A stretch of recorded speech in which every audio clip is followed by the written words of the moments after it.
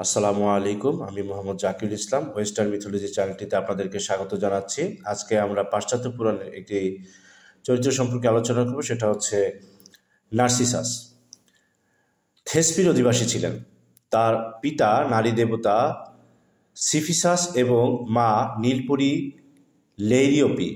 অতিশয় সুদর্শন পুরুষ নার্সিসাস অত্যন্ত অহংকারী ছিলেন নিজের দেহ সৌন্দর্য নিয়ে। তার অনেক প্রেমিকা অনুরক্ত ছিল, কিন্তু কাউকে তিনি তেমন গুরুত্ব দিতেন না। তেমনি বনপরী ইকো তার প্রেমে পড়েন এবং প্রত্যাখ্যাত হয়ে সারা জীবন একাকী কাটান। একদিন নার্সিসাস তার এক অনুরক্তকে ইনিয়াসকে এক তরবারি পাঠান।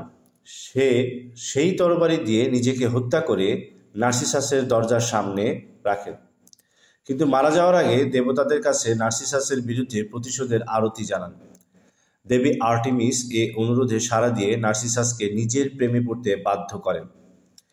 থেসপিয়ার ডোনাকনে নার্সিসাস একটি স্বচ্ছ ঝর্ণার পানি পান করতে আসে, কিন্তু ঝর্ণার পানি দুহাত দিয়ে উঠানোর সময় নিজের প্রতিবিম্ব দেখেই নিজেই তার প্রেমে পড়ে যায়।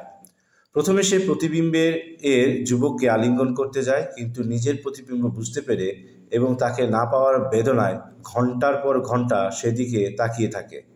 হতাশা শেষে নার্সিসাস নিজের বুকে নিজের ছোরা ঢুকিয়ে আত্মহত্যা করেন।